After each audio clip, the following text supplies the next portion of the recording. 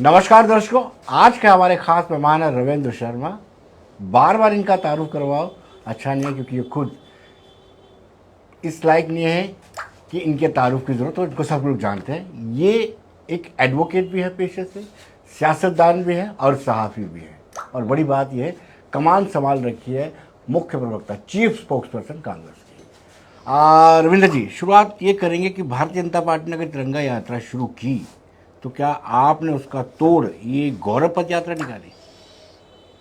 नहीं, हम तो भारतीय जनता पार्टी की तिरंगा यात्रा या उससे तो कोई प्रभावित नहीं है। उनका भी काम है, वो सरकार में सत्ता में बैठे हैं। 75 साल जो है वो आज़ादी का दिवस है और उसको बनाना सरकार का तो दायित्व है ही जी। और वो सिर्फ तिरंगे की राजनीति करते हैं। तिरंगा तो दिया ही कांग्रेस पार्टी ने, इस तिरंगे को सींचा कांग्रेस पार्टी ने जी। क्योंकि आपको मालूम होगा कि 31 दिसंबर 1929 को पंडित जवाहरलाल नेहरू ने रावी के किनारे हम पढ़ते आए कि उन्होंने तिरंगा लहराया और कहा कि हमें पूर्ण आज़ादी चाहिए, पूर्ण स्वराज। तब तक देश लड़ता था। जैसे यहाँ आवाज़ें उठती हैं ग्रेटर इटानमी, ये वो हम इख्तियारात की बात करते थे कि कुछ सेमी इंडिपेंडेंस हो जाए, लेकिन जवाहरलाल नेहरू ने पहली बार नारा दिया हमें पूर्ण आज़ादी चाहिए जी। अंग्रेज़ों को छोड़ना पड़ेगा, ये भारत हमारा है जी। और उन्होंने कहा कि ये तिरंगा मैं लहरा रहा हूँ, अब ये झुकना नहीं चाहिए जी। और ये तिरंगा तब से लहरा, उसमें अशोक चक्र आ गया। लेकिन कांग्रेस पार्टी ने इस देश को आज़ाद कराया, खून से सिंचा, 10-10 साल जेलों में रहे, काला पानी रहे, वो तमाम स्वतंत्रता सेनानियों को याद करना। आज़ादी में सिर्फ कांग्रेस का ही हाथ है। आज़ादी के नेतृत्व कांग्रेस ने किया जी। देश को संगठित कांग्रेस ने किया है जी। और कांग्रेस ने माफ़ीनामे नहीं लिखे। कांग्रेस ने ये नहीं कहा कि हम इस तिरंगे को मानते नहीं।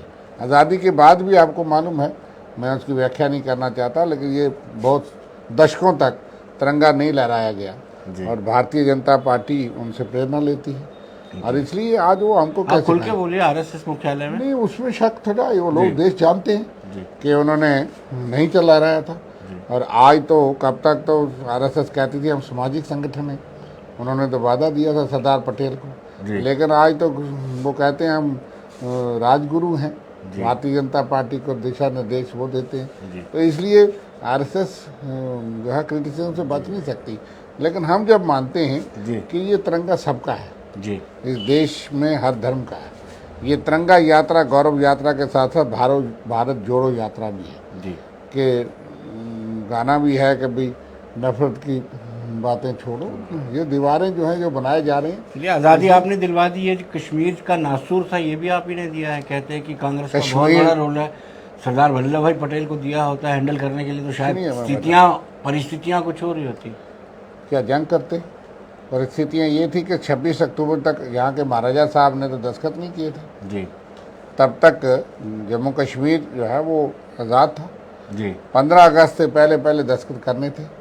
पंडित जवाहरलाल नेहरू ने शेख मोहम्मद अब्दुल्ला जो यहाँ के एक मुस्लिम के लीडर थे और उनको 1938 से ही साथ रखा कि अब जब जिन्ना हमसे बिगड़ गए, पहले कांग्रेस के साथ रहते थे, लेकिन जब जिन्ना ने पाकिस्तान का नारा बुलंद कर लिया तो उसका तोड़ जो है वो जवाहरलाल नेहरू कश्मीर से थे और उन्होंने शेख अब्दुल्ला को कहा कि हम सेकुलर लोग हैं, कश्मीरी लोग, और मैं समझता हूँ कि उसमें बहुत बड़ा अहम रोल है कश्मीरियों का और शेख अब्दुल्ला का भी, और नेहरू का तो रोल बुलाया नहीं जा सकता जी कि अगर जम्मू कश्मीर प्रिंसिपल तो ये था कि जो मुस्लिम मेजॉरिटी रियासतें हैं और ख़ास करके पाकिस्तान के साथ जुड़ती हैं वो पाकिस्तान को जाएंगे। जम्मू कश्मीर मुस्लिम मेजॉरिटी रियासत थी, हमारा राजा हिंदू था जी, इसलिए महाराजा ने थोड़ा विलम्ब किया। अगर उन्होंने 15 महाराजों को आप क्रिटिसाइज कर रहे हैं कि देरी की? नहीं, मैं कह रहा हूँ कि उनको फैसला ले लेना चाहिए था। 15 अगस्त को हमारी फौजें जो है वो हमारी सरहद पे होती, लेकिन जब उन्होंने स्टैंड स्टिल एग्रीमेंट लिखा 12 अगस्त 1947 को, एक चिट्ठी पाकिस्तान को और एक हिंदुस्तान को कि मुझे और समय चाहिए, इसलिए जो है वो समय दे दीजिए। पाकिस्तान ने फट दस्तखत कर दिया। उसी 3 महीने में पाकिस्तान ने जम्मू कश्मीर के अंदर सेना घुसा ली सिविल ड्रेस में और हमारे 35-40 हज़ार लोग मारे गए, जिसमें मेरे परिवार के बहुत से लोग हैं। मैं पीओजे के रहने वाला हूँ। लेकिन आज महाराजा को हम क्रिटिसाइज नहीं करते कि ठीक है, महाराजा से फैसला क्यों नहीं हुआ, देरी क्यों थी, जब यहाँ की नेशनल कॉन्फ्रेंस जो जमात थी वो भी देश हिंदुस्तान के लिए थी और उन्होंने जिन्ना को कह दिया। लेकिन आपकी बातों से ऐसा लग रहा है कि आप महाराजा की मैं जो इतिहास नीति की बात थी, कर रहा जो हूँ। नीति थी वो, मैं किसी की नुक्ताचीनी या किसी को बढ़ावा नहीं नहीं, देता, आप मैं इतिहास की बात। इनडायरेक्ट रूप से ये कह रहे हैं कि वो पाकिस्तान से मिलना चाहते थे और भारत से भी मिलना नहीं, चाहते पाकिस्तान थे। से नहीं फिर मिलना, मिले भी उन्होंने उस पे छुट्टी की। स्टैंड स्टिल एग्रीमेंट जो है वो इतिहास में है। 12 अगस्त 1947 आप जी। JN के इन्फॉर्मेशन डिपार्टमेंट की किताब निकालिए, जी, मिल जाती मैं है, कोई देखिए। उसमें लिखा हुआ जी। है, वो एग्रीमेंट भी लिखा है और पाकिस्तान ने फौरी एग्रीमेंट कर लिया। जी तो इसलिए भाजपा को और कोई जवाब नहीं है, तो वो पंडित नेहरू को क्रिटिसाइज या कांग्रेस को क्रिटिसाइज करते हैं। लेकिन 1 साल 3 महीने जंग लड़ी जिसमें मेरे ताया जी भी शहीद हुए। जी 1948 15 जून को शहीद हुए थे वीर चक्रा। ये तो कहते हैं लाहौर हम कैसे पहुँचे, ये तो जहाज लेकर के गए थे, हमारा अभिनंदन जो है वो वहाँ रह गया। तो ऐसे नहीं लाहौर पहुँचा, 1 साल 3 महीने जंग लड़ी। उस वक्त हिंदुस्तान के पास लाठियाँ थी, गोलियाँ भी चांदी होंगी। तो ये नहीं होता कि 1947 से लेके पीओके पर 48 काफी हद तक हमने कब्जा कर लिया था, लेकिन आपने उसको दान दे दिया, ये सोचकर कि कहीं ना कहीं ये उधर से ये गलत धारणा, ये एक दुष्प्रचार। जैसे पंडित नेहरू के दादा परदादा को मुसलमान बताए जाते हैं, बीजेपी RSS सच को झूठ बदल सकती है। क्योंकि मैं ये कह रहा हूँ एज ए इतिहासकार भी, जो इतिहास का जानकार हूँ, कि भाई 1947 लेकिन हमारी फौजें उस तरफ गई थी ना। फौजें लड़ रही थी। जी जंगड़ में ब्रिगेडियर उस्मान शहीद हुए, जी जंगड़ तक ही पहुंचे थे। आपको पता है कि नशारा के ऊपर हमला हुआ था। जी नशारा को सिख समुदाय के नौजवान जो किला डाल के थे, मैं वहाँ का रहने वाला हूँ, जी मैं इतिहास को नहीं हकीकत को भी जानता हूँ, जी वो वहाँ पे हथियार लेने और उनको बताने आए थे कि हमें हमला हो रहा है रात को। जी लेकिन हमला हो गया, ब्रिगेडियर उस्मान और फौज जो है बैरीपत्तन ब्रिज को बचाने गई थी। उन लड़कों ने फायर किया और पाकिस्तानी ने सोचा कि यहाँ फौज है, लेकिन नशहरा तक वो पहुँच गए थे और हमें 1 साल 3 महीने लगे उनको जंगल पहुँचाने में। जी इसलिए ये आसान नहीं होता, जंग चप्पे चप्पे से लड़ी जाती है। जी ये नहीं कि एक ही दिन में आप कहते हो लाहौर पहुंच जाती है हमारी फौजें। जी, ये एक दुष्प्रचार है। 1 साल 3 महीने के बाद सीज फायर किया गया जी और उस वक्त के कश्मीरी, उस वक्त के मुसलमान मेजॉरिटी हमारे साथ थे। बाद में पाकिस्तान की साजिश हुई। आज भी कश्मीर के अंदर मेरा दावा है कि 90% कश्मीरी पाकिस्तान के साथ नहीं है। जी वो हिंदुस्तान के आइन में विश्वास करते हैं, लेकिन उन्होंने हमेशा बार बार जो है चुनाव में हिस्सा लिया।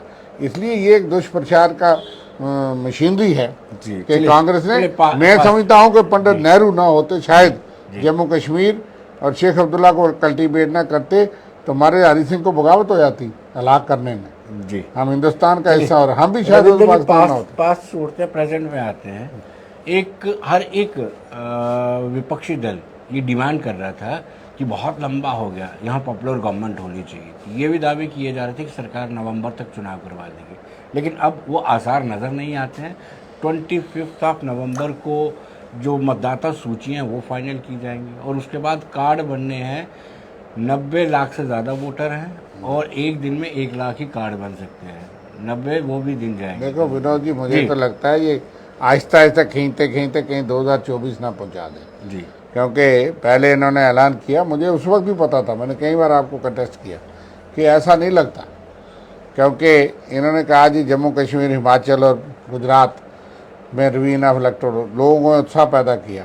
सियासी पार्टियां और कारकुन जो हैं वो पेट्रोल और डीजल भर भर के गाड़ियां दौड़ने लगे, लेकिन सरकार उनकी बात सुनती नहीं। आज अगर आप पूछें तो सियासी पार्टी भाजपा के लीडर भी वो सिर्फ सिक्योरिटी लेकर 25-25 गार्ड लेके घूमते हैं। जी सरकारी खजाने पे बोझ हैं, लेकिन उनके कहने पे कोई अफसर काम करता हो मुझे नहीं लगता। उनको भी कोई नहीं पूछता। अब वो बता नहीं सकते, वो कहते हैं हमारी सरकार है, लेकिन सेंटर की प्रॉक्सी गवर्नमेंट है और यहाँ के लोगों की सुनवाई नहीं है। 4.5 साल होने वाले हैं, यहाँ गवर्नर रूल है। इतना लंबा अरसा क्यों? एक तो सरकार दावा करती है कि हालात बहुत सामान्य हैं, हमने काबू कर लिया है। मान लिया हालात सामान्य ना भी हों, क्या आतंकवाद में चुनाव नहीं करवाएंगे? पाकिस्तान को 1996 में करवाएंगे। पाकिस्तान को शिकस्त देने का एक रास्ता है डेमोक्रेसी। जी डेमोक्रेसी हो, यहाँ के चुने हुए लोग हैं। आपने तो दुर्बा कहा, क्या कारण लगता है कि आप ये लोग इसको डिले कर रहे हैं इलेक्शन में? डिले क्यों इसलिए कर कि रहे हैं? 50+ का आंकड़ा नहीं बन सकता। जी। वो नारे झूठे हैं जी और इसलिए उनको ग्राउंड ज़मीन नज़र आती है। लेकिन जितना डिले करेंगे उतनी ग्राउंड लूज करेंगे। आज गांव में लोग इंतजार कर रहे हैं कब चुनाव हो। जी। जिन कॉन्स्टिट्यूंसियों में भाजपा जीती थी हमें तो ऐसा लगता है कि वहाँ भाजपा का सुपड़ा साफ होगा। जी आज लोग तंग हैं, अग्निपथ लेके आए, बेरोजगारी चरम सीमा पे है, 50 दिन से डेली वेजेस हड़ताल पे हैं। 1994 का एक डेली वेजर आज अभी मेरी बिजली ठीक करने आया था, वो कहता मैं 94 अप्रैल में लगा। तो मान लीजिए कि पिछली सरकारों में भी कटाई की होगी, जी। लेकिन 7 साल 10 साल का अरसा होता है जब उनके साथ वादा किया था कि हमें आने दो, हम आपको जो है वो कल ही पक्का करेंगे। 2014 से 22 तक का हिसाब दें, हमें तो सजा दे दी 2014 में जी अगर हमारी कोई गलती थी, लेकिन लगाए भी हमने। क्यों? कि वो आज भी वो कहता 2 महीने से मुझे सैलरी नहीं मिली, एस्टेट्स विभाग का वो आदमी है। मैं आज की बात सुना रहा हूँ, मुझे भी दुख लगा कि वो बुजुर्ग आदमी 28 साल से लगा है और उसको 2 महीने की सैलरी नहीं है, वेजी नहीं है, लेकिन काम के लिए उसको ऑर्डर मिलता है, वो बेचारा आता है। जी। तो बताइए कि बेइंसाफ़ी नहीं है। NRHM हो, नीड बेस्ड हो, कंट्रेक्चुअल हो, 10 साल के लिए आपने पर रविंद्र जी स्कूलों में भर्ती नहीं करनी, सवाल ये टीचर, उठता है तो कि क्या उपलब्धि है? 2014 में इलेक्शन में भारतीय जनता पार्टी को पूर्ण बहुमत मिला, फिर इतनी खामियां गुनाई, 2019 में फिर 303 सीटें ले ली, वो क्या वजह है? वो चूँकि पुलवामा के बाद एक वातावरण बना, सारा देश ने कहा, तो इन्होंने 2 एक जहाज भेजे थे, तो वो कहा दिया कि हमने इतने मिलिटेंट मार दिए, लोग थोड़े से प्रभावित हो गए। पुलवामा कैसे हुआ? आपने ये कर दी कि आपने सवाल उठा दिया कि जहाज गए भी थे सवाल कि आज नहीं? भी उठाते हैं, तो हम ये नहीं कहते। व्हाट्सएप वो पे तो सेना है हमारी। जी। हमने 1947, 65, 71, 99 कितनी जंगें जीती, उस सेना को तो सलाम करती है सारी दुनिया। जी मगर मैं कहता हूँ, आप गरीब लोगों के बच्चे मरवा करके राजनीति करोगे, ऐसा नहीं होता। मैं ये पूछना चाहता हूँ कि पुलवामा हुआ क्यों? 2500 सैनिक जा रहे हों और एक कार, मारुति कार या कोई कार बीच में घुस के जो है वो उस काफिले को उड़ा दे, आप उसके लिए सीधा नहीं, अप्रत्यक्ष रूप से यह आरोप लगा रहे हैं कि सरकार ने करवाया था। क्या सरकार ये नहीं कह रहा, लेकिन सरकार को जवाब देना चाहिए ना, कैसे हुआ ना, इससे नाअहल सरकार कैसे हो सकती है? जी। जिस सरकार में इतना बड़ा कांड हो, जी। पठानकोट हो, उड़ी हो, नगरोटा हो, कोई देव हेडक्वार्टर, ब्रिगेड हेडक्वार्टर बचा नहीं कि जब मोदी सरकार में हमले ना हो, और फिर ये कहते हैं हम मजबूत सरकार हैं, और फिर बाद में जो है वो जहाज 2 भेज के हमारे अभिनंदन जी वहाँ रह गए थे, विंग कमांडर, वो आए, लेकिन उपलब्धि क्या हुई? आपने कहा हमने आतंकवाद के अड्डे ध्वस्त कर दिए, अब आप रोज कहते हो 250 से 300 मिलिटेंट तैयार है। 6 महीने के बाद फौज और ये कहना शुरू हो गए थे डायरेक्टर जनरल पुलिस, जनाब 250 से 300 पार तैयार हैं, 250 से 300 अंदर हैं, इतने हम मार रहे हैं। तो उपलब्धि क्या हुई देश की? इसलिए मैं समझता हूँ उस वक्त देश भावुक हो गया, क्योंकि लोग पाकिस्तान के आतंकवाद से तंग हैं, जहाँ बेगुनाह फौजी शहीद हो रहे हैं, लोग शहीद हो रहे हैं। उस भावुक होकर के उन्होंने मोदी सरकार को वोट दिया है, लेकिन उसके बाद आपने उसका जवाब मुझे स्पष्ट रूप से दर्शकों को नहीं दिया कि आखिर इनको क्या लाभ होगा चुनाव लिंगरान करके, क्योंकि देखिए आप खुद ही बता रहे हैं जितना लिंगरान करेंगे जमीन और भी खोते जाएंगे, 50+ की उम्मीद तो ये छोड़ ही दे। देखो अभी उनकी प्रॉक्सी गवर्नमेंट है, रिमोट कंट्रोल से सरकार चलती है, लाभ उनको अभी जो हो रहा है वो खो जाएंगे, इसलिए वो समझते हैं कि हम सरकार नहीं बना पाते। कोई ये वो साथी हैं, आज बिहार में नहीं देख लिया आपने, जिसके साथ जाएंगे उसको भी डसने का प्रयास करते हैं।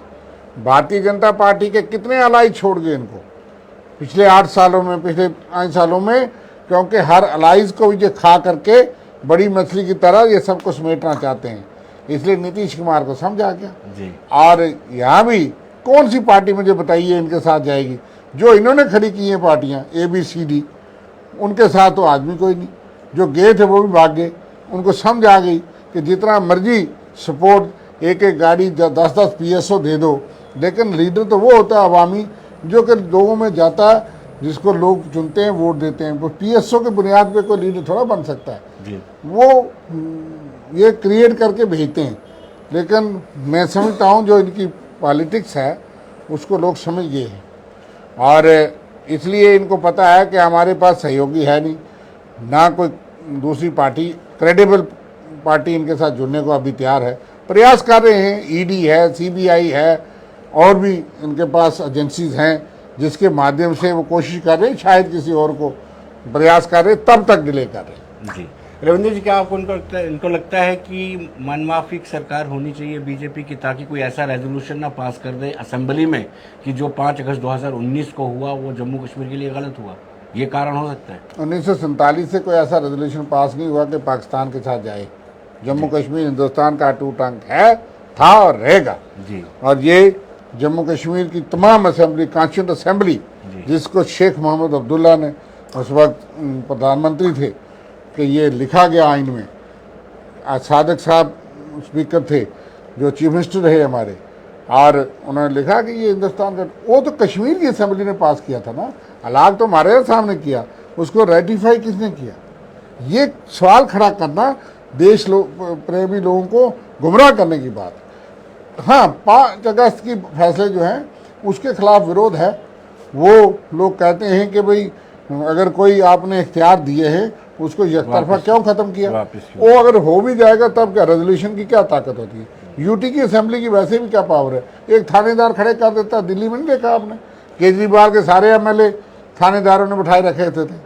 ये यूटी बना दिया हमको। हम भी सोचते हैं कभी गलती से अगर लोगों ने बना भी दिया तो वो थानेदार भी नहीं मानेगा, लोगों के काम कैसे होंगे? जी। लोग तो रविंद्र जी, इन्होंने अगर लिंगरान किया, कहीं ऐसा तो नहीं है आपको स्टेट का दर्जा देंगे फिर उसके बाद इलेक्शन कराएंगे? नहीं, वो तो खैरात नहीं है।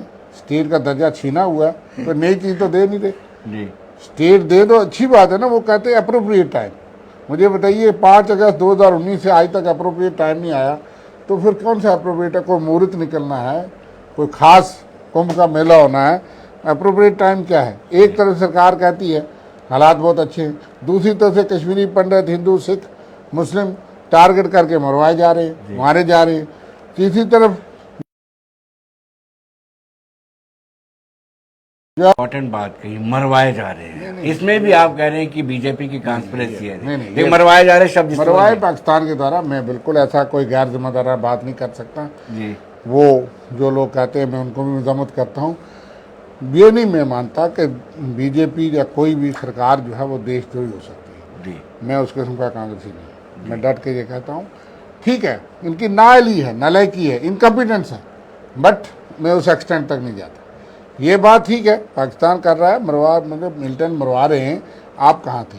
आप कहते हो 250 मिलिटेंट हमने सारे कैंप खत्म कर दिए। लेकिन आप ये दावा जब करते हो सिलेक्टिव टारगेटिंग, आप बहुत बड़े पुराने भ्रष्ट पत्रकार हो। 1990 में कुछ ऐलान हुए, कुछ कश्मीरी पंडितों को, हिंदुओं को मारा गया, पलायन हुआ। उसके बाद targeted killings, series of targeted killings कब हुई है मुझे बताइए? आप तो 30 साल से देखते हैं, इसी साल। इसलिए ये 2 साल के अंदर हुआ, जी। वो 2019 के बाद हुआ। जी। फिर ये सरकार जवाब दे कि भाई पहले भी सरकारें रही, एनसी भी रही, पीडीपी भी रही, जिनको तो आप देशद्रोही भी कहते हैं, लेकिन उनके मंत्री भी मरे, एमएलए भी मरे। मैं उनको भी वो देशभक्त हैं। क्यों? पाकिस्तान की साजिश के खिलाफ खड़े हैं, हमारे से भिन्नता रखते हैं, आपके विचारों से सहमत नहीं है, आप उनके विचारों से सहमत नहीं। इसका मतलब ये नहीं आप तो पाकिस्तान बनाना चाहते हैं ऐसी बातें करके। जी।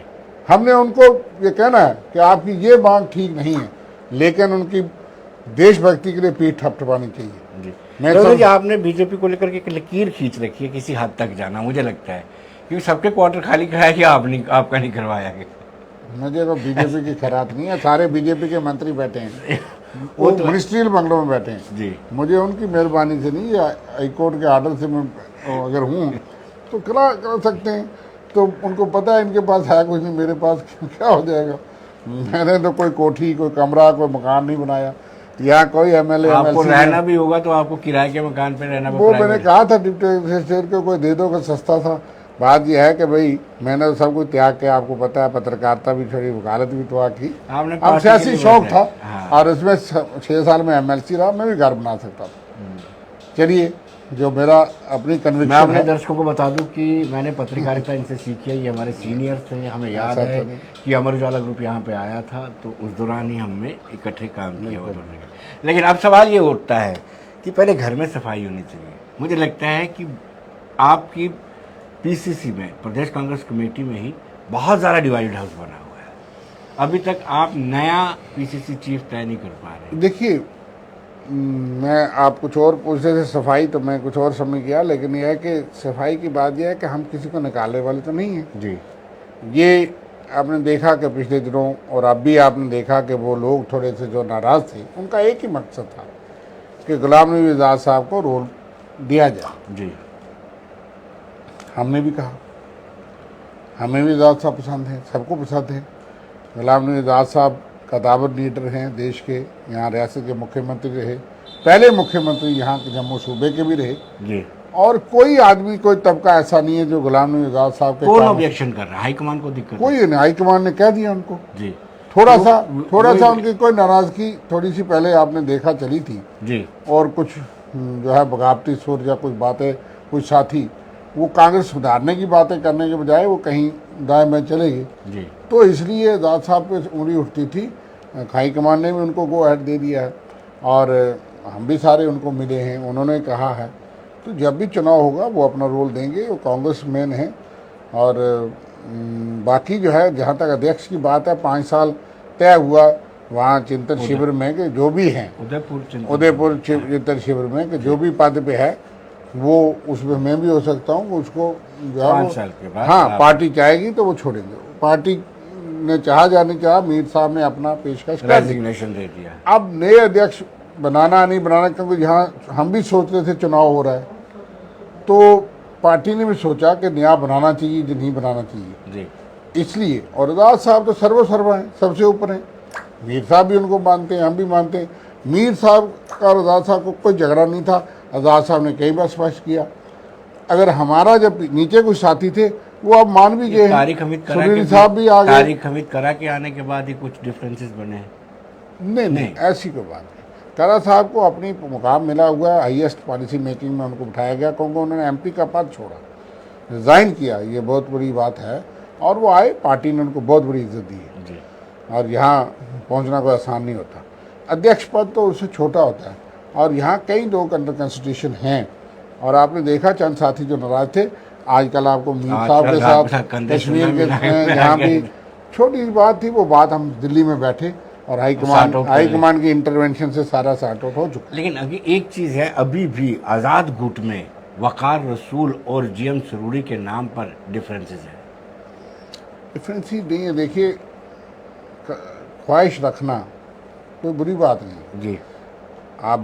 आप भी चाहते कल मैं एडिटर हूँ, आज कल चीफ एडिटर हो जाऊँ, मेरी भी ख्वाहिश हो सकती है, विकार सिंह भी हो सकती है, सुनील साहब की हो सकती है। ख्वाहिश रखना ठीक है, लेकिन फैसला हाईकमान का मानना चाहिए, जो डिसिप्लिन सोल्जर है। जब फैसला होगा तो जो डिसिप्लिन सोल्जर होगा, जिसको पार्टी से प्यार होगा। कई बार हो सकता है कि मुझे भी लगता है कि मैं इस चीज़ का हकदार हूँ, तो मुझे नहीं बनाया जाता, फिर मैं पार्टी का डिसिप्लिन सोल्जर नहीं हुआ। तो मुझे ये लगता है कि वो आपसी बातें अलग बातें, लेकिन पार्टी में वो मतभेद नहीं है। जी। वो जो बातें आपने पहले मीडिया ने भी चलाई थी, वो आपको समझ आ गई कि अब हम इकट्ठे चुनाव में इकट्ठे जाएंगे। जी। और चुनाव डट करके लड़ेंगे। लेकिन हमें पहले भी बीजेपी के एबीसी पार्टी में गए, वो भी वापस आने की उम्मीद है उनके भी काफ़ी लोग जो है कि संपर्क में, जो कई लोग जो है वो ख्वाहिश रखते हैं अगर यहाँ कुर्सी बची होगी। अब होता यह है कि मैं अगर इधर से चला जाऊँ तो इस कुर्सी पे और बैठ जाता है। जी। तो वो कॉन्स्टिट्यूंसी देखते हैं, अगर कॉन्स्टिट्यूंसी ऑक्युपाई होगी तो आने का संभावना फिर खत्म हो जाती है। तो जहाँ पे संभावना होगी। आखिरी सवाल रविंद्र जी, आखिरी सवाल आपसे जानना चाहूँगा कि अब लगभग तय हो गया है, जैसे मतदाता सूचियाँ 25 नवंबर तक फाइनल करनी है, तो इलेक्शन आगे चलेंगे, क्या आपकी पेस कम हो जाएगी जिस रफ्तार से? देखिए, हमारी पेस ही सबकी कम होगी, क्योंकि अब नवंबर तक नहीं होगा तो दिसंबर, जनवरी, फरवरी ठंड के महीने हैं, और मार्च में एग्ज़ाम होते हैं। इलेक्शन कमीशन को बहुत सी चीज़, इलेक्शन कमीशन तो सिर्फ शेड्यूल तय करता है। ये सरकार इसीलिए गुमराह करती थी कि इलेक्शन कमीशन फैसला करेगा। इलेक्शन कमीशन को, जब मैं समझता हूँ कि जब गवर्नमेंट कहती है कि हम चुनाव के लिए तैयार हैं, हालात यहाँ सामान्य है, क्योंकि सिक्योरिटी रिलेटेड सिचुएशन में यहाँ गवर्नर रूल है। जब तक सरकार उनको गो अहेड नहीं देती, फिर वो डिसाइड करेंगे दिसंबर में करना है, जनवरी में करना है। वो मौसम देखते हैं, जहाँ नुमैड हैं, गुजर बकरवाल लोग हैं, उनको भी वोटिंग अधिकार खत्म नहीं हो, गर्मी में भी नहीं हो सकता। तो ये अगर हो सकता है तो अप्रैल से पहले हो सकता है जी। अगर नहीं होगा तो फिर 2024 हो सकता है। ये तो सिर्फ मोदी और अमित शाह के अलावा मुझे नहीं लगता कि तीसरा कोई आदमी भी हो सकता है जिसको पता हो वो कोई हेडक्वार्टर कहीं और हो सकता है, लेकिन उनको भी शायद नहीं पता, जी क्योंकि कुछ इशारा कल वहाँ से भी आया कि एक शख्स, एक इंसान सारे देश को, वो मैं नहीं समझा वो आरएसएस के चीफ ने क्या कहा है, लेकिन उनका भी कुछ बात आई है, क्योंकि कुछ स्वर हम देख रहे हैं। रक्षा मंत्री यहाँ आए थे, उन्होंने बहुत बड़ी बात की कि मैं नेहरू जी की क्रिटिसिज्म नहीं करूँगा, हट करके जो एक दूरदर्शी नेता की बात होनी चाहिए कि आप सिर्फ पंडित नेहरू को ही कोस करके सब कुछ चल रहे हैं। तो उन्होंने कहा कि हर प्रधानमंत्री का अपना दायित्व रोल रहा है, और उसका तो contribution गडकरी जी कुछ और कहते रहते हैं, और मोहन भागवत जी ने कहा कि एक ही नेता सारे देश के लिए सफिशिएंट नहीं है।